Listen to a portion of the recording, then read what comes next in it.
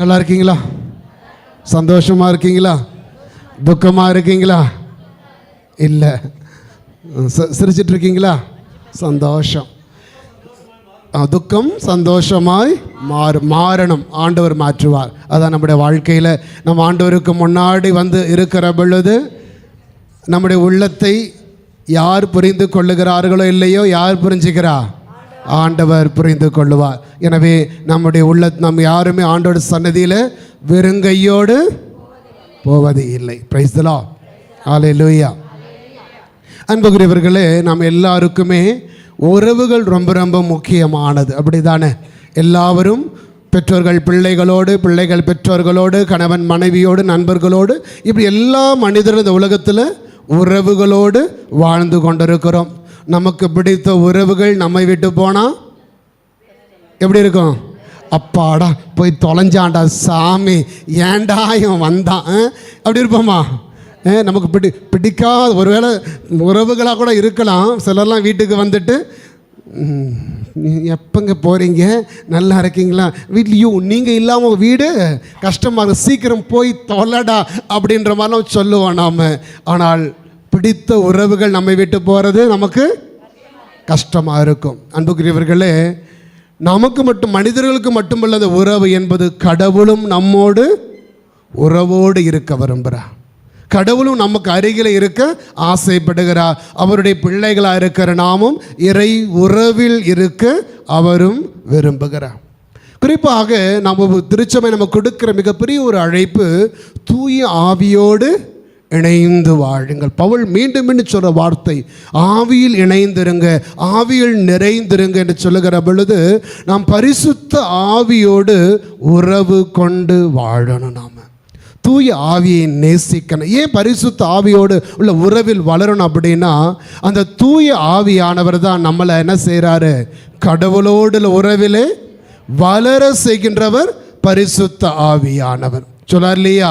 நான் சென்ற பிறகு உங்களுக்கு ஒரு துணையாளரை அனுப்புவேன், அவர் உங்களை என்ன செய்வார்? உண்மையை நோக்கி. யார் அந்த உண்மை? கடவுள். கடவுள் என்ற உண்மையை நோக்கி நம்மளை வழிநடத்துறது யாரு? பரிசுத்த ஆவியானவர். அந்த தூய ஆவியானவர் நம்முடைய இயலாமையில் நம்மோடு இருந்து நமக்காக பரிந்து பேசி நம்ம யாரோடு இணைக்கிறாரு? கடவுளோடு நம்மை இணைக்க செய்கிறார். ஆன்மா இறைவனோடு இணைந்திருக்க பரிசுத்த ஆவி உதவி செய்கிறார். எனவே தான் திருச்சபை சொல்லுகிறது, மக்களே, நாம் பரிசுத்த ஆவியோடு நல்ல ஃப்ரெண்ட்ஷிப் வச்சுருக்கிறோம் நமக்கு, இல்லையா? நமக்கு சொந்தக்காரன் கூட சில நேரங்களில் வரலன்னா பரவாயில்லடா, ஆனால் நமக்கு பிடிச்ச ஃப்ரெண்ட்ஸ் நமக்கு ஒரு நாள் கதைக்கல அப்படின்னா, பேசல அப்படின்னா கஷ்டமாக இருக்கு, இல்லையா? அதான் திருச்சபை சொல்லுகிறது, have a good friendship with the Holy Spirit. தூய ஆவியோடு நல்ல நட்புறவு கொண்டிருக்கணும். நல்ல உறவில் நாம் வளர வேண்டும். என்ன காரணம் அப்படின்னா, அன்புக்குரியவர்களே, தூய ஆவி வெறும் ஒரு கருத்து கிடையாது. தூய ஆவி is not, Holy Spirit is not a concept. அல்லது தூய ஆவி என்று சொல்லுகிற ஒரு ஐடியாவோ, ஒரு கான்செப்டோ, ஒரு சிந்தனையோ அல்ல. மாறாக தூய ஆவி என்பது ஒரு நபர். உணர்றோமா நாம் அதை? தூய ஆவி என்பது ஒரு நபர். ஒரு எப்படி இப்போ எனக்கு இப்போ நீங்கள் உங்களை பார்க்கும்பொழுது நீங்கள் ஒரு ஆவி மாதிரி தெரியுங்களா? எனக்கு அம்மா வெள்ளை உடுப்பு போட்டிருக்காங்க. இந்த சினிமாவில் எப்பவுமே பிசாசுகளை பார்க்கும்பொழுது வெள்ளை உடுப்பு போட்டு காட்டுவாங்க, இல்லையா? அப்படி ஐயோ இது ஆவியாக இருக்குன்னு சொல்ல முடியுமா? நான் அம்மா யார்? ஒரு நபராக இருக்கிறாங்க, அப்படி தானே? அப்போது ஒவ்வொரு மனிதனும் ஒரு நபராக இருக்கிற பொழுது, நான் அந்த அம்மா கிட்ட போய் பக்கத்தில் உக்காந்துக்கிட்டு, அம்மா நல்லா இருக்கீங்களா, எப்படி இருக்கீங்க என்று சொல்லி கையை பிடிச்சனால என்ன செய்ய முடியும்? பேச முடியும், நபரோடு உரையாட முடியும், அப்படி தானே? அப்போது தூய ஆவி என்று சொல்லுகிறவர் ஒரு அடையாளமோ அல்லது வெறும் ஒரு கருத்தோ அல்ல. மாறாக தூய ஆவி ஒரு தனிப்பட்ட நபராக இருக்கிறார். அதனால தான் சொல்றியா, நம்ம மூவரு இறைவன் ஒருவர் தான், ஆனால் எத்தனை பேராக இருக்கிறாங்க? 3 நபராக இருக்கிறாங்க. ஒரே இறைவன் 3 நபராக. அப்போ தூய ஆவி திருத்துவத்தினுடைய 3ஆம் நபராகவும், தந்தையிடமிருந்தும் மகனிடமிருந்தும் புறப்படுகின்ற நபராகவும் இருக்கின்றார். அப்போது அந்த பரிசுத்த ஆவியானவரை வெறும் ஒரு ஐடியாவா, இந்த ஐடியா நல்லா இருந்துச்சுப்பா, அப்படி வேறொரு ஐடியா நாளைக்கு வந்தால் அந்த ஐடியாவுக்கு போயிடுவோம். அப்போ ஐடியாக்கள் மாறும், கருத்துக்கள் மாறும், நபரை என்ன செய்ய முடியாது, மாற்ற முடியாது. உங்கள் கணவன் இருக்கீங்க இல்லையா, என் கணவர் எனக்கு நல்ல நபராக நல்லா இருக்கிறாரு, இன்னைக்கு இந்த கணவர் ஓகே, நாளைக்கு இந்த கணவரை விட அவரை பார்த்து ரொம்ப அழகாக இருக்கிறாரு, மாற்றிக்க முடியுமா? இந்த மனைவியோட இன்னொரு மனைவியை மாற்றிக்க முடியுமா? நபர்கள் என்ன செய்ய முடியாது, நாம் நபர் தான். அப்போ அந்த நபரோடு உறவு கொள்ள வேண்டும் நாம். எனவே அன்புக்குரியவர்களே, அப்போ தூய ஆவி என்று சொல்லுகிறவர் அவர் தனிப்பட்ட ஒரு அடையாளங்கள் அல்ல, அல்லது ஒரு சொல்லுவோம் இல்லையா, தூய ஆவி எப்படி வெளிப்படுகிறது பைபிளில்? தூய ஆவி பற்றி என்னென்ன புரிஞ்சுக்கிறோம் நாம்? புறா வடிவத்தில் இறங்கி வர்றார், அப்புறம் தண்ணீர் வழியாக நெருப்பு, தண்ணீராக நெருப்பாக, அப்புறம் பெருங்காற்றாக, இது எல்லாமே தூய ஆவி தன்னை வெளிப்படுத்தக்கூடிய அடையாளங்களாக இருக்கிறது. ஆனால் அதுதான் தூய ஆவியா? இல்லை இல்லையா? அப்போ நிறைய புறா பறந்து போவோம், ஐயோ தூய ஆவி பறந்து போகிறாரே பாத்தியாமா எவ்வளோ அழகாக இருக்கிறார் அப்படியே சொல்லுவோம் நம்ம. இல்லை, அது அடையாளங்கள் இல்லையா? நாங்கள் இங்கே தண்ணீர் வச்சுருக்கிறாங்க, ஐயோ சாமியார் பரிசுத்த ஆவியானவரே குடிக்கிறாரு பாரு, சொல்ல முடியுமா? அதெல்லாம் அடையாளங்கள், அதெல்லாம் பரிசுத்த ஆவி. பரிசுத்த ஆவி என்கிறவர் ஒரு நபர், தந்தையிடமிருந்தும் மகனிடமிருந்தும் புறப்படுகின்ற பரிசுத்த ஆவியாரை என்ன செய்கிறேன், நான் நம்புகிறேன்னு சொல்கிறேன் நாம. அப்போ அந்த நபரோடு ஒவ்வொரு கிறிஸ்தவனும் என்ன செய்யணும், உறவோடு நாம் வாழ வேண்டும். Praise the Lord. கரமிட்டு சொல்லுமா, ஹல்லேலூயா, ஹல்லேலூயா. உற்சாகமாக இருக்கிற எல்லாரும் வலது கரத்தை உயர்த்தி கொண்டு ஹல்லேலூயா. இங்கே அமர்ந்திருக்கிறோம் நம்புறவங்க எல்லாம் கரம் உயர்த்தி கொண்டு அல்லேலூயா. நான் நல்லா தூங்கிட்டு இருக்கிறேன் நினைக்கிறவங்களாம் கரம் உயர்த்தி அல்லேலூயா. சந்தோஷம், ஸ்தோத்திரம், பிரைஸ் தி லார்ட், ஹல்லேலூயா. அன்புக்குரியவர்களே, அப்போது அது அறியாமல் வர்றது, ஆண்டவர் துதிக்காமல் இருக்க முடியறதில்ல அவங்களால, அவ்வளவுதான். எனவே தான் ஆண்டவர் பவுல் சொல்லுகிறார், நம்ம பார்த்து எபேசியருக்கு எழுதிய திருமுகத்தில் 5ஆம் அதிகாரம் 4ஆம் அதிகாரம், எபேசியருக்கு எழுதப்பட்ட திருமுகத்தில் 4ஆம் அதிகாரம் 30வது வார்த்தை. எபேசியருக்கு எழுதப்பட்ட திருமுகத்தில் 4ஆம் அதிகாரம் 30வது வார்த்தை பவுல் ரொம்ப அழகாக சொல்லிக் கொடுக்கிற ஒரு அறிவுரை சொல்றார். என்னது? கடவுளின் தூய ஆவியாருக்கு துயரம் வருவிக்க. Do not offend the Holy Spirit. கடவுளின் தூய ஆவியாருக்கு என்ன செய்யாத, நீ துயரம் வருவிக்காதீர்கள். அப்படின்னா என்ன அர்த்தம்? ஏன்பா அந்த மனுஷனை ஏன்டா இப்படி திட்டுற சொல்கிறோம் இல்லையா? அந்த மனுஷனை ஏன் இப்படி காயப்படுத்துகிற? சும்மா அது இப்போ நிறைய அடையாளங்கள் கொடுக்கப்பட்டிருக்கு, அந்த அடையாளங்களை பார்த்து அதை ஏன்பா அந்த அடையாளத்தை அழிக்க காயப்படுத்த சொல்லுமா? அடையாளங்களை காயப்படுத்த முடியாது, ஆனால் யாரை காயப்படுத்த முடியும்? மனிதர்களை, உருவங்களை, நபர்களை காயப்படுத்த முடியும். அப்போ பவுல் சொல்லுகிறார், தூய ஆவியாருக்கு நீ வருத்தம் விளைவிக்காது என்று சொல்லுகிற பொழுது என்ன அர்த்தம்? அவர் ஒரு நபராக இருக்கிறார். எனவே பரிசுத்த ஆவியானவரை நீ என்ன செஞ்சிடாத, காயப்படுத்தாத. பரிசுத்த ஆவியை காயப்படுத்த முடியுமா நம்மால? முடியாதா? முடியுமா? எப்படி காயப்படுத்த முடியும்? கொடுக்க வேண்டிய அன்பை கொடுக்காத பொழுது யாருக்கும் அது காயத்தை ஏற்படுத்தும். அன்புக்குரியவர்களே, இப்போ சிந்திச்சு பாருங்க. இப்போ நானும் எனக்கு ஒரு நல்ல ஒரு ஃப்ரெண்ட் இருக்கான் வச்சுக்கோ, நல்ல ஃப்ரெண்ட் இருக்கிறாங்க. அப்போ நான் அந்த அந்த நபரோடு கடினமான வார்த்தைகளை பேசிட்டேன். நான் ஒருவே அந்த வார்த்தைகள் அதிர்ச்சியாக இருந்திருக்கலாம், அதிர்ச்சியானதால கொஞ்சம் விலகி போகலாம், கொஞ்ச நேரம் அமைதியாக இருப்பேன், ஏதோ காரணத்தில் பேசிட்டாண்டா அப்படின்னு சொல்லிட்டு விலகி போய் நிற்கலாம் அந்த இடத்துல. ஆனால் அந்த நபருக்கு என்னோட என்ன இருக்கும்? அன்பு இருக்கும். நான் மீண்டும் அவரோடு ஒப்புரவாயிட்டோம்னா மீண்டும் உறவு புதுப்பிக்கப்பட்டு விடும். அதே போல தான் எப்படி ஒரு நபரை நான் காயப்படுத்துகிற பொழுது அவன் விலகி நிற்கிறாரோ, அதே போல பரிசுத்த ஆவியானவரை நம்ம காயப்படுத்துகிற பொழுது அந்த தூய ஆவியானவர் நம்மை விட்டு ஓடி போயிடுவாரா? போக மாட்டார். பரிசுத்த ஆவி அகன்று போக மாட்டார், நமக்குள்ளதான் இருப்பார். ஆனால் செயல்பட உன்னுடைய அனுமதிக்காக காத்திருப்பார் அவர். பிரைஸ் தி லார்ட், ஹல்லேலூயா, ஹல்லேலூயா. அப்போ பரிசுத்த ஆவி என்னில் இருக்கிற பொழுது அந்த பரிசுத்த ஆவியை நான் அனுமதிக்கணும் செயல்படுவதற்கு. அப்போ செயல்பட அனுமதிப்பது எப்படின்னா, நமக்குள்ள நாம் தூய ஆவியோட உறவில் நான் வளருகிற பொழுது, தூய ஆவிக்கு நான் எஸ் சொல்லி நடக்கிற பொழுது, பரிசுத்த ஆவி சொல்லக்கூடிய தூண்டுதல்களுக்கு நான் ஆமேன் சொல்லி நடக்கிற பொழுது தூய ஆவி என்னில் செயல்படுவார். என்ன காரணம்? பவுல் சொல்றாரு, ஒவ்வொரு கிறிஸ்தவனுடைய வாழ்க்கையில் ஒவ்வொரு மனுஷனுக்குள்ளேயும் ரெண்டு விதமான ஒரு இயல்பு இருக்கிறது. என்ன, ரெண்டு விதமான இயல்பு ஒவ்வொரு மனிதனுக்குள்ளும் இருக்கிறது. அதனால தான் நீ தொடக்கத்தில் வாசித்தோம், நீங்கள் யாருடைய தூண்டுதலுக்கு ஏற்ப வாழ வேண்டும்? ஆவியினுடைய தூண்டுதலுக்கேற்ப. எனக்குள் இருந்து நீ கடவுளுடைய மகன், கடவுளுடைய பிள்ளை என்று என்னை தூண்டி கொண்டிருக்கிறவர் யாரு? அந்த ஆவியானவர் என்ன செய்கிறார்? நீ கடவுளுடைய பிள்ளையா இருக்கிறதுனால நீ யாரையும் மாட்சிப்படுத்த வேண்டும் சொல்லிக் கொள்கிறாரு. ஆண்டவர் எப்படி மாட்சிப்படுத்தணும், எப்படி நான் தூய இறைவனுடைய உறவில் வளர வேண்டும் என்று பரிசுத்த ஆவி என்னிலிருந்து என்னை தூண்டிக்கொண்டே இருக்கிறார். ரெண்டாவது, இன்னொரு பக்கம் எனக்குள்ளேயே இன்னொரு இயல்பு இருக்கிறது. என்ன இயல்பு? ஊன் இயல்பு. மனித பலவீனங்கள், இச்சைகள், இந்த உடலினுடைய செயல்பாடுகள் இருக்கிறது. அந்த உடல் சொல்லுகிறது, கடவுளை கொஞ்சம் ஒதுக்கி வைடா. வாழ்க்கை என்றது என்னது? என்ஜாய் பண்ணுறது. Simply enjoy the life. கண்ணுக்கு என்ன பிடிக்குதோ அதை பாரு, காதுக்கு என்ன பிடிக்குதோ அதை கேளு, வாய்க்கு என்ன பிடிக்குதோ என்ஜாய் பண்ணு, உடலுக்கு என்ன பிடிக்குதோ அதை செய். இது ஒவ்வொரு மனிதனுக்குள்ளும் இந்த இரண்டு காரியங்களும் இருக்கிறது. ஆன்மாவின் மீது தாகம் கொண்ட பரிசுத்த ஆவியானவரும் இருக்கிறார். அதே போல என் உடலின் மீது என் உடலை திருப்திப்படுத்த வேண்டும் என்ற சிந்தனையோடு என்னை தூண்டி கொண்டிருக்கிற தீய ஆவியினுடைய செயல்பாடுகளும் ஒரு மனிதனுக்குள்ளும் இருக்கிறது. அப்போ அதனால தான் பவுல் சொல்லுகிறார், அன்புக்குரியவர்களே, இது ஒரு ஆன்ம போராட்டம். நமக்குள்ள ஒரு இட்டர்னல் வார் இருக்கிறது. என்றென்றும் எல்லா மனுஷனுக்குள்ளும் நிலையான இந்த போரானது ஒவ்வொரு நாளும் நடந்து கொண்டிருக்கிறது. ஒவ்வொரு மனுஷனுக்குள்ளேயும் அது என்னது? ஆன்மா எதை எதிர்பார்க்கிறது? ஆன்மாவை பரிசுத்த ஆவியினுடைய தூண்டுதலுக்கு ஆன்மா உள்ளாக்கப்படுகிற பொழுது உடல் என்ன செய்யப்படுகிறது? ஊன் இயல்பினுடைய இச்சைகளுக்கு. கண்ணுக்கு என்ன பிடிக்கும்? நல்ல நல்ல படம் பார்க்கலாம், ஜாலியாக ஊரை சுற்றி பார்க்கலான்றது.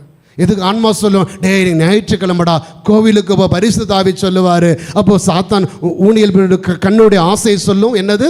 எதுக்கு ஞாயிற்றுக்கிழமை பூசைக்கு போகணும்? இன்றைக்கி ஒரு நாள் தான் என்ன கிடைச்சிருக்கு, நமக்கு லீவு கிடைச்சிருக்குது. வீட்டில் உட்காந்து என்ன பார்க்கலாம்? டிவி பார்க்கலாம். இது அந்த போராட்டம் நடந்து கொண்டிருக்கிறது. ஆண்டவர் சொல்லுவா, உன்னுடைய நாவு பரிசுத்தமானது, அந்த நாவில் நீ கெட்ட வார்த்தை பேசாத, பரிசுத்தமான வைத்துக்கொள்ளன்னு சொல்லுவார் ஆண்டவர். ஆனால் சாத்தான் சொல்லுவான், அவனை திட்டுறானே, நீ 2 வார்த்தை எக்ஸ்ட்ரா, உன் இயல்பின் இச்சைகள் வெளிப்படும். என் கண்களுக்கு ஏற்ப, உடலுக்கு ஏற்ப. ஆண்டவர் சொல்லுவா, உன்னுடைய உடலில் தீயதை உட்கொள்ளாத, பரிசுத்தமாக வைத்துக்கொள் சொல்லுவார். சாத்தான் சொல்லுவான், உன் இயல்பின் இச்சை சொல்லும், ஜாலிடா குடி, என்ன வந்துட போகுது, சாராயம் வாங்கிட்டு குடிச்சு என்ன வந்துட போகுது, வாழ்க்கை என்ஜாய் பண்ணு. இதான் இந்த 2 போராட்டங்களும், இந்த 2 காரியங்கள் நம்ம உடம்புக்குள்ள இருந்து போராடி கொண்டிருக்கிறது. ஆன்மா சார்ந்த வாழ்வும் இருக்கிறது, உடல் சார்ந்த வாழ்வும் இருக்கிறது. ஆனால் பவுல் சொல்லுகிறார், மக்களே, நீ யாருடைய தூண்டுதலுக்கு ஏற்ப நீ வாழணும்? உனக்குள்ளே பரிசுத்த ஆவி தூண்டி கொண்டிருக்கிறார். அந்த பரிசுத்த ஆவியினுடைய தூண்டுதலுக்கு ஏற்ப நீ வாழ்கிற பொழுது நீ உன்னுடைய ஆன்மாவினுடைய தாகத்தை நிறைவேற்றுவாய். ஆன்மாவினுடைய தாகம் என்ன? நம்முடைய கடவுள் நமக்குள்ள ஆன்மா வச்சிருக்கார் இல்லையா? இந்த ஆன்மா எதை நோக்கி தாகம் கொள்ளுகிறது? ஆண்டவரை நோக்கி தாகம் கொள்ளுகிறது. அப்போ நான் என்னுடைய ஆன்மாவின் வழியாக யாரோடு இணைந்திருக்கணும்? பரிசுத்த ஆவி என்னுடைய ஆன்மாவில் இருந்து கொண்டு என்னை தூண்டி கொண்டிருக்கிறார். நீ இறைவனோடு இணைந்த ஒரு வாழ்க்கை வாழணும். இந்த இறைவனை பற்றி கொண்டு நீ வாழணும். ஆண்டவரை திருப்திப்படுத்தணும், ஆண்டவரை மாட்சிப்படுத்தணும். இதுதான் பரிசுத்த ஆவி எனக்குள் இருந்து கொண்டு தூண்டிக்கொண்டே இருக்கிறார். ஆனால் நான் தூய ஆவியினுடைய குரலுக்கு செவி கொடுக்காமல், பொதுவாக நம்ம எல்லாமே சொல்லுவோம் இல்லையா, ரஜினி படம் பார்த்துட்டு எப்பவுமே சொல்கிற வார்த்தை என்ன? என் வழி. அது நல்லா தெரியும் நமக்கு எல்லாருக்கும். நமக்கு என் வழி, என் வாழ்க்கையை பார்த்துக்க எனக்கு தெரியும். ஆமாம், அந்த சாமியாருங்க போனால் இந்த மாதிரி தான் பிரசங்க வைப்பாங்க, கோவிலுக்கு போனால் அதை பண்ணாத இதை பண்ணாதன்னு சொல்லுவாங்க. இதெல்லாம் அது அவங்களுடைய வழி. என் வழி தனி வழி, நான் என் விருப்பப்படி நான் வாழ்வேன் என்று சொல்லுகிற பொழுது நான் தூய ஆவினுடைய தூண்டுதலுக்கு, என் ஆன்மாவினுடைய தாகத்தை தீர்ப்பதற்கு பதிலாக நான் எதனுடைய தாகத்தை தீர்க்க ஆசைப்படுறேன்? என் உடலின் தாகம், உடலுக்கான இச்சைகளை நிறைவேற்றிக் கொள்வதில், என் உடலை திருப்திப்படுத்திக் கொள்வதில், என் கண்களை திருப்திப்படுத்திக் கொள்வதில், என் கரங்களை திருப்திப்படுத்திக் கொள்வதில் ஆர்வம் காட்டுகிற பொழுது, அன்புக்குரியவர்களே, நான் பரிசுத்த ஆவியானவரை காயப்படுத்தி கொண்டிருக்கிறேன். அங்கதான் பரிசுத்த ஆவி காயப்படுகிறா. பரிசுத்த ஆவி மீண்டும் மீண்டும் சொல்லிக் கொடுக்கிறா. என்ன காரணம்? நீ யார்? நம்மெல்லாம் யாரு? கடவுளுடைய பிள்ளைகள். நாம இதான் வாசிக்கிறோம். எடுத்து வாசிங்களேன். ரோமேருக்கு எழுதப்பட்ட திருமுகம் 8ஆம் அதிகாரம் 5 முதல் வார்த்தைகள். ரோமேருக்கு எழுதப்பட்ட திருமுகம் 8ஆம் அதிகாரம் 5 முதல் வார்த்தைகள். ஏனெனில் ஊன் இயல்புக்கேற்ப வாழ்வோரின் நாட்டம் எல்லாம் அந்த இயல்புக்கு உரியவற்றின் மீதே இருக்கும். பவுல் சொல்ற வார்த்தையை பாருங்க. யார் ஒருவர் இந்த உடலினுடைய இச்சைகளுக்கு ஏற்ப வாழ்கிறார்களோ அவர்கள் நாட்டம் எல்லாம் எங்க இருக்கும்? அதுக்குள்ளே தான் இருக்கும். அடுத்து தொடர்ந்து வாசிங்க. ஆனால் ஆவிக்குரிய இயல்புக்கு ஏற்ப வாழ்வோரின் நாட்டம் ஆவிக்குரியவற்றிலே இருக்கிறது. அப்ப ஒவ்வொருவருக்குள்ளும் கடவுள் 2 நாட்டங்களை கொடுத்திருக்கிறார். எனக்கு கடவுளுக்கு அருகில் வரணும்னு ஆசையும் இருக்கிறது. ஆனால் அதே நேரத்தில் எனக்கு இன்னொரு போராட்டம் இருக்கிறது.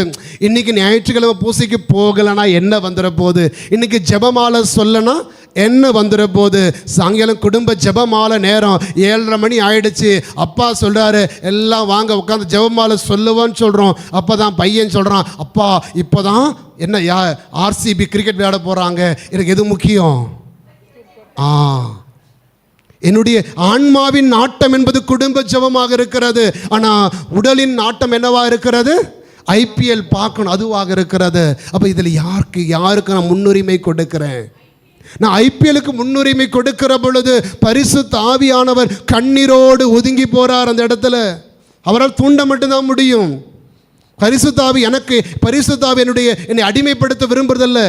பரிசுத்த ஆவி சொல்லுவார், நீ கடவுளுடைய பிள்ளைக்கு எஸ் சொல்றதுக்கு நோ சொல்றதுக்கு என்ன இருக்கிறது? உரிமை இருக்கிறது. அடிமைக்கு சொல்ல முடியுமா? அப்ப பரிசுத்த ஆவியானவர் என்னை கடவுளுடைய பிள்ளையாக உயர்த்திருக்கிற நமக்கு கடவுள் அறிவையும் சுதந்திரத்தையும் கொடுத்திருக்கிறார். பிள்ளையானவள் அந்த அறிவை கொடுத்திருக்கிறார். எது சரி எது தவறு என்று சிந்தித்து தேர்ந்தெடுப்பதற்கான அறிவு யாருக்கு கொடுத்திருக்கிறார்?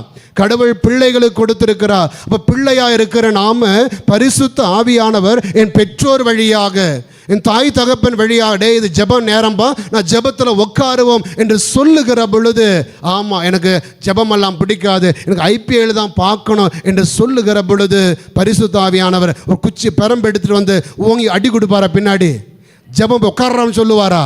இல்லை, அவர் உனக்காக மீண்டும் பரிந்து பேசிக்கொண்டே தான் இருப்பார். அவர் உனக்காக பரிந்து பேசிக்கொண்டே தான் இருப்பார். அவனுக்குள்ள ஜெபத்திற்கான தாகத்தை தாரும் ஆண்டவர் என்று சொல்லி நமக்காக பரிந்து பேசுகிற பரிசுத்த ஆவியானவர். அப்போ எனக்குள்ள பரிசுத்த ஆவி இறைவனோடு உள்ள உறவில் வளர்வதற்கான நாட்டத்தை அவர் உருவாக்குகிற அதே வேளையில் சாத்தானும் எனக்குள் என்ன செய்கிறான்? எனக்குள் இருக்கிற மனித பலவீனங்களை பயன்படுத்தி கொண்டு என்னுடைய கண்களுக்கு எது பிடிக்குதோ, என் காதுக்கு எதை பிடிக்குதோ, என் உடல் உறுப்புகளுக்கு எதையெல்லாம் பிடிக்குதோ, இன்பத்தை கொடுக்கிறதோ, அதுக்கு பின்னாடி போவதற்கான சூழ்நிலைகளை அவன் உருவாக்கி கொண்டே இருப்பான். அப்போ தான் தொடர்ந்து வாசிங்களேன். அப்போது நம்ம 2 பேர் நமக்குள்ள இந்த 2 நாட்டங்களும் இருக்கிறது. அந்த 2 நாட்டங்களிலே எதற்கு நான் முன்னுரிமை கொடுக்கிறேன்? தொடர்ந்து மனநிலை கொண்டிருப்போருக்கு வருவது சாவே. ஆண்டு சொல்ற எச்சரிக்கையை பாருங்க. நமக்குள்ள இந்த போராட்டம் நடக்கிறது. நான் எதற்கு எஸ் சொல்லி கொடுக்கிறேன்? நான் டே மகனே, இது தப்புப்பா, இதை செய்யக்கூடாது என்று பரிசுத்த ஆவி எனக்குள் சொல்லுகிற பொழுது எனக்கு எல்லாம் தெரியும், நீ ஒன்றும் சொல்ல தேவையில்லை, என் வழி தனி வழி, நான் பார்த்துக்கிறேன் என்று சொல்லி நான் ஊன் இயல்பின் இச்சைகளை எதெல்லாம் ஊன் இயல்பின் இச்சைகள்? கலாத்தியர் 5:19 வாசிக்கிறோம் இல்லையா? குடிவெறி, அழுக்காறு, சண்டை, சச்சரவு, பிளவு, வெறுப்பு, கோபம், இது எல்லாம் ஊனியல் இச்சைகள். நான் அவற்றுக்கு முன்னுரிமை கொடுக்கிற பொழுது என்னை எங்க கொண்டு போய் சேர்க்குமா? அதை சாவுக்கு கொண்டு போய் சேர்க்கும். தொடர்ந்து வாசிங்க. ஆவிக்குரிய மனநிலை கொண்டிருப்போருக்கு வருவது வாழ்வும் அமைதியும் ஆகும். இன்னைக்கு உங்களுக்கு சாவு வேணுமா? வாழ்வும் அமைதி வேணுமா? ரெண்டும் நம்மக்கிட்ட தான் இருக்குது அன்பு மக்களே. பரிசுத்த ஆவியானவர் உங்களுக்கு முன்னாடி இரண்டையும் கொண்டு வைக்கிறார். நீ எதை கையில் எடுக்க போற? நீ அதாவது அகுஸ்தினர் ரொம்ப அழகா சொல்லுவார். அகுஸ்தினர் சொல்லக்கூடிய வார்த்தை ரொம்ப ஆழமானது. சொல்லுவார், உன்னுடைய உதவியின்றி உன்னை படைத்த கடவுளுக்கு உன்னுடைய உதவியின்றி உன்னை மீட்க இயலாது. நம்மளை படைத்த பொழுது கடவுள் கேட்டாரா, ஏம்மா நீ கருப்பாக இருக்கணுமா, நெட்டையாக இருக்கணுமா, குட்டையாக இருக்கணுமா, சொட்டையாக இருக்கணுமா கேட்டாரா? கடவுள் படைச்சார். அந்த உருவம் சாயல் நமக்கு வந்துடுச்சு. ஆனால் என்னை மீட்க விரும்புகிற பொழுது என்னுடைய ஒத்துழைப்பு யாருக்கு வேணும்? ஆண்டவர் கையை நீட்டிக்கொண்டே இருக்கிறார். நான் கையை பிடிக்க மாட்டேன் அப்படின்னா யாராவது என்னை காப்பாற்ற முடியுமா? தண்ணிக்குள்ளே மூழ்கி கிடக்கிறேன், மூழ்கி போயிட்டே இருக்கிறேன். நான் மூழ்கி போயிட்டே இருக்கிற பொழுது கையை நீட்டி கொடுத்து தம்பி பிடிச்சிக்கான்னு சொல்கிறாங்க. ஆனால் நான் ஐயோ இந்த கை சரியில்லை, இது அழுக்காக இருக்குது, இந்த கை நான் பிடிக்க மாட்டேன்னு சொல்லி நான் யாருக்கு ஆபத்து? எனக்கு தான் ஆபத்து. அப்போது ஆண்டவர் நமக்கு முன்னாடி ரெண்டையும் வைத்திருக்கிறார். பரிசுத்த ஆவி என்னை தூண்டுகிறார். எதற்காக? இறைவனுடைய உறவில் வளர்வதற்கு என்னை தூண்டி கொண்டிருக்கிறார். அதே வேளையில் சாத்தானும் என்னுடைய உடல் பலவீனங்களை பயன்படுத்தி கொண்டு சாத்தானும் தூண்டி கொண்டிருக்கிறார். அதெல்லாம் விட்டுடு, நீ என் பக்கம் வா, உனக்கு நான் இன்பத்தை காட்டுகிறேன்.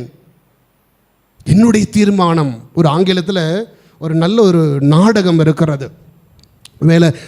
இங்கிலீஷ் லிட்ரேச்சரை படித்தவங்களாம் படிச்சிருக்க வாய்ப்பு இருக்கிறது. அது நான் படித்தது பெங்களூர் யூனிவர்சிட்டியில் படிக்கிற பொழுது நான் படித்த ஒரு நாவல். அது நாடகம். டாக்டர் ஃபாஸ்டஸ் என்று சொல்லக்கூடிய ஒரு மருத்துவரை பற்றிய ஒரு நாவல். சார்ல்ஸ் மார்லோ என்று சொல்லக்கூடிய ஒரு மனிதன் எழுதிய ஒரு நாடகம். அதில் இந்த ஃபாஸ்டஸ் என்ற கதாபாத்திரம் என்ன செய்கிறான்? சாத்தானோடு ஒரு ஒப்பந்தம் செய்கிறான். அவன் சாத்தான் சொல்ற 25 வருஷத்துக்கு எனக்கு என்னெல்லாம் பிடிக்குமோ அதையெல்லாம் நீ கொடுத்துட்டு அப்படின்னா என்னுடைய ஆன்மா யாருக்கு? உனக்கு தான் என்ற ஒரு ஒப்பந்தம் போட்டு அந்த சாத்தானோடு அவன் உறவில் வாழ்கிறான். அப்போ சாத்தான் அவனுக்கு என்ன வேணுமோ அவனுக்கு கேட்டது எல்லாவற்றையும் இந்த உலகத்தில் எல்லா இன்பங்களையும் அவனுக்கு கொடுத்து கொண்டே இருக்கிறான். 25 வருடம் ஆகிறது. எல்லாம் அனுபவித்தவன் அந்த வருடம் ஆக மனசில் நிம்மதி இல்லை, பதற்றம், கவலைகள், துக்கம் அவனை ஆட்கொள்ளுகிறது. அவன் என்ன செய்கிறான்? அங்கே வாழ்க்கை என்ன தீர்மானம் எனக்கு தெரியாமல் தடுமாறி கொண்டிருக்கிற பொழுது பரிசுத்த வானதூதர் அங்கே வருகிறார். அவன்கிட்ட, தம்பி பரவாயில்லை, இனியும் காலம் தாமதமாகலை, இதுவும் இப்பயே திரும்பலாம். சாத்தான், ஓகே நீ 25 வருஷம் அவன் பின்னாடி போயிட்ட, ஆனாலும் நான் உனக்காக காத்திருக்கிற. உன்னுடைய பாவங்களை விட கடவுளுடைய இரக்கம் ரொம்ப பெருசு, திரும்புப்பா என்று சொல்லி அவனுக்கு அறிவுரை சொல்லுகிற பொழுது அந்த நாடகம் இப்படி முடியும். அவன் தன்னுடைய முகத்தை நரகத்தின் பக்கம் திருப்பி அவன் போயிட்டான் என்று சொல்லி. கடவுள் நம்முடைய எல்லாருடைய வாழ்க்கையிலும் இந்த 2 சூழ்நிலைகளையும் வைத்திருக்கிறார். நன்மைக்கான சூழ்நிலையும் இருக்கிறது, தீமைக்கான சூழ்நிலை இருக்கிறது. யார் தேர்ந்து கொள்ளணும்? நான் தான் தேர்ந்து கொள்ளணும். பரிசுத்த ஆவியினுடைய குரலை கேட்டுக்கொண்டு ஆண்டவருடைய வழிகளை தேர்ந்து நீ நடக்கிற பொழுது தூய ஆவி மகிழ்ச்சி அடைவார். ஆனால் அதே நேரத்தில் நான் தவறு என்று தெரிந்தும் தீமை என்று தெரிந்தும் அந்த தீமையின் வழிகளில் நான் பிடிவாதம் பிடித்து கொண்டு இதுதான் எனக்கு இன்பம், பாவம் தான் இன்பம் என்று சொல்லி நான் அது பாவத்தின் வழிகளை பிடித்து வாழ்கிற பொழுது உனக்கு இன்பம் கிடைக்கும்.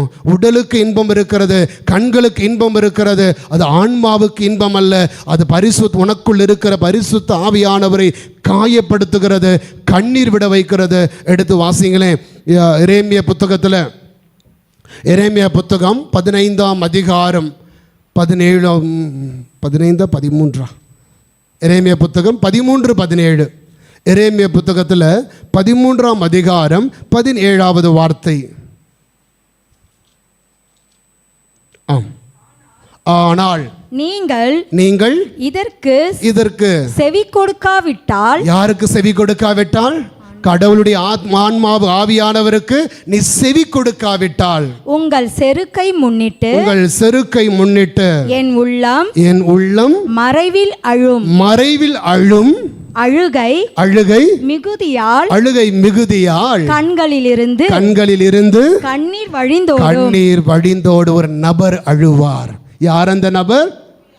தூய ஆவி என்கின்ற நபர் அவர் நான் ஆண்டவரை நோக்கி திரும்பாத பொழுது, ஆண்டவர் எனக்கான மீட்புக்கான வழிகளை எல்லாம் திறந்து கொடுக்கிற பொழுது, மகனே இது தப்பு, இந்த வழியில போகாத என்று பரிசுத்த ஆவியார் என்னில் இருந்து தூண்டி கொண்டிருக்கிற பொழுது, என் வழி தனி வழி, எனக்கு எல்லாம் தெரியும், நீ ஒன்றும் சொல்ல வேண்டாம் என்ற பிடிவாதத்தோடும் அகங்காரத்தோடும் ஆண்டவரின் வழிகளை நான் புறக்கணித்து போகிற பொழுது, பரிசுத்த ஆவியார் என்ன செய்வார்? அவருடைய கடவுளுடைய உள்ளம் என்பது என்னது? தூய ஆவியானவர் என்ன செய்வாராம்? அழுவார். அவருடைய கண்களில் இருந்து கண்ணீர் வழிந்தோடும். இன்னைக்கு ஒன்று நம்முடைய வாழ்க்கையை திரும்பி பாருங்க. என்னை முன்னிட்டு, நான் இன்று வாழ்ந்து கொண்டிருக்கிற என் வாழ்க்கையை முன்னிட்டு பரிசுத்த ஆவியானவர் எத்தனை முறை அழுதிருப்பார், எத்தனை முறை அழுதிருப்பார். பரிசுத்த ஆவி சொல்லியிருப்பார், தம்பி இதற்கு நோ சொல்லு, இந்த உறவுக்கு நோ சொல்லு, இந்த செயலுக்கு நோ சொல்லு, இந்த வாழ்க்கைக்கு நோ சொல்லு என்று சொல்லிக்கொண்டு அந்த நோ சொல்லுவதற்காக உன்னை தூண்டி கொண்டிருக்கிற பொழுது, நான் மீண்டும் மீண்டும் அந்த தீமைக்கு எஸ் எஸ் என்று சொல்லி நான் கடந்து போகிற பொழுது, அங்கே அவர் வேதனையோடு நம்மை முன்னிட்டு கண்ணீர் வடிக்கின்ற பரிசுத்த ஆவியானவரை விவிலியம் நமக்கு வெளிப்படுத்தி கொடுக்கிறது மக்களே. எனவே உணர்ந்து கொள்ளணும், இந்த நாட்டம் நமக்குள் இருக்கிறது. ஊனியல்பின் நாட்டம் நமக்கு எதை கொடுக்கிறது? சாவை கொண்டு வரும். மாறாக தூய ஆவியோடு இணைந்திருக்கிற அந்த வாழ்வு மன அமைதியையும் வாழ்வையும் கொடுக்கும். எனவே பரிசுத்த ஆவி தரக்கூடிய மன அமைதி வாழ்வை நான் அனுபவிக்கணும் அப்படின்னா தூய ஆவியாரோடு நம்மையே நாம் இணைத்து கொள்ள வேண்டும். Praise the Lord. Hallelujah, hallelujah, hallelujah. காரணம், தூய ஆவியாரோடு நாம் இணைகிற பொழுது நமக்கு பரிசுத்த ஆவி கொடுக்கிற மிகப்பெரிய ஒரு அறிவு தெளிவு என்ன தெரியுமா? பரிசுத்த ஆவியோடு நாம் இணைந்து கொள்ளுகிற பொழுது மிகப்பெரிய ஒரு அறிவு தெளிவு, ஒரு கன்விக்ஷன் அவர் கொடுக்கிறார், ஒரு அறிவு தெளிவை கொடுக்கிறார். என்னது? You are the child of God. நீ கடவுளுடைய பிள்ளை என்ற ஒரு ஞானத்தை பரிசுத்த ஆவி கற்றுக் கொடுக்கிறாருங்க. அதை விட மிகப்பெரிய ஒரு ஆசீர்வாதம் என்ன இருந்துற போது? பரிசுத்த ஆவி என்னிலிருந்து சொல்லுவது, மக்களே நீ கடவுளுடைய பிள்ளை. அதான் பவுல் சொல்றாரு ரோமருக்கு எழுதப்பட்ட திருமுகத்தில் 8ஆம் அதிகாரம் 14வது வார்த்தை. ரோமருக்கு எழுதப்பட்ட திருமுகம் 8ஆம் அதிகாரம் 14வது வார்த்தையில் பவுல் மிக அழகாக நமக்கு சொல்லிக் கொடுக்கின்ற ஒரு வார்த்தை அது. கடவுளின் ஆவியால் இயக்கப்படுகிறவர்கள் கடவுளின் மக்கள். அப்ப எனக்குள் இருந்து பரிசுத்த ஆவி சொல்றாரு, மகனே நீ கடவுளுடைய பிள்ளை, நீ இந்த உலகத்திற்கானவன் அல்ல. நீ யார்? உன்னுடைய ஆன்மா யாருக்கு சொந்தம்? கடவுள் படைத்தவனுக்கு சொந்தம். உன் ஆன்மாவில் யார் குடிகொள்ளணும்? ஆண்டவர் குடிகொள்ளணும். அதனால தான் எம்மாவுஸ் பயணத்தில் சீடர்கள் சொல்றாங்க இல்லையா, எங்களோடு தங்கும் ஆண்டவரே, என் ஆன்மாவில் தங்குங்கப்பா சொல்லணும் நாம. ஆண்டவரே என் ஆன்மாவுக்குள் தங்கும், இது உன்னுடைய உறைவிடம். அதனால தான் பவுல் மீண்டும் மீண்டும் சொல்றார், உன்னுடைய உடல் யாருடைய தேவாலயம்? ஆண்டவருடைய ஆலயம் என்று உனக்கு தெரியாதா? அந்த ஆலயத்தை களங்கப்படுத்துகிறவன் ஆண்டவரை வேதனைப்படுத்துகிறான். எனவே அன்புக்குரிய சகோதர சகோதரிகளே, நாம் உணர்ந்து கொள்ளணும். அது காரணம், என்னுடைய உடல் என்ற தேவாலயம் இயேசு கிறிஸ்துனுடைய இரத்தத்தால் விலை கொடுத்து வாங்கப்பட்டிருக்கிறது. வாசிங்க 1 கொரிந்தியர் 6ஆம் அதிகாரம் 19வது வார்த்தை. உங்கள் உடல் நீங்கள் கடவுளிடமிருந்து பெற்றுக்கொண்ட தூய ஆவி தங்கும் கோவில் என்று தெரியாதா? நீங்கள் உங்களுக்கு உரியவர் அல்ல. நீங்கள் உங்களுக்கு உரியவர் அல்ல. You do not belong to you. நல்லா புரிஞ்சுக்காங்க. உங்களுடைய வாழ்க்கை, உங்களுடைய உடல் என்பது யாருக்கு சொந்தம்? அது உங்களுக்கு சொந்தமானது அல்ல. தொடர்ந்து வாசிங்களேன். கடவுள் உங்களை விலை கொடுத்து மீட்டுள்ளார். விலை கொடுத்து வாங்கியிருக்கிறார். நான் இந்த வாட்சை காசு கொடுத்து வாங்கிட்டேன். யாருக்கு சொந்தம் இது? நீங்க சொல்ல முடியுமா, சாமி இந்த வாட்ச் நல்லா இருக்குது, எனக்கு தான் சொந்தம் கேட்க முடியுமா உங்களால? இல்லை. காரணம், விலை கொடுத்து வாங்கப்பட்டது. யார் விலை கொடுத்தாரோ அவர்தான் அதை சொந்தமாக்கி கொள்ள முடியும். இயேசு கிறிஸ்து தன்னுடைய இரத்தத்தினாலே நம்ம என்ன செஞ்சிருக்கிறாரு? விலை கொடுத்து வாங்கியிருக்கிறார். அப்போ ஐ பிலாங் டு காட். கடவுளுக்கு நான் சொந்தமானவன். நான் கடவுளுக்கு உரியவனாக இருக்கிறேன். அன்புக்குரியவர்களே, எனவே தான் பரிசுத்த ஆவி சொல்லுகிறார், நீ யார்? தூய கடவுளுடைய பிள்ளையாக இருக்கிறாய். பிள்ளையாக இருக்கிற நீ கடவுளுக்கு சொந்தமானவனாக இருக்கிறாய். அவ்வாறு இருக்கிற பொழுது நாம் யாரோடு இணைந்து வாழணும்? கடவுளோடு இணைந்து வாழணும். அப்போ என்னுடைய ஆன்மாவின் நாட்டம் இறைவனோடு இணைந்ததாக இருக்கணும். அதே நேரத்தில் அன்பு மக்களே, சாத்தான் நமக்குள்ள சொல்றது என்ன தெரியுமா? நான் கடவுளுடைய பிள்ளை என்று அறிந்திருந்தும் கூட கடவுளுடைய வழிகளை விட்டுவிட்டு, ஆண்டவர் காட்டு வார்த்தைகளை விட்டுவிட்டு, என் வழி தனி வழி என்று சொல்லி, என் கண்களுக்கு என்ன விருப்பமோ, என் காதுக்கு என்ன பிடிக்குமோ, என் உடல் இச்சைகளுக்கு என்ன பிடிக்குமோ, அதன் பின்னாடி நான் போகிற பொழுது நான் என்னவாக மாறுகிறேன்?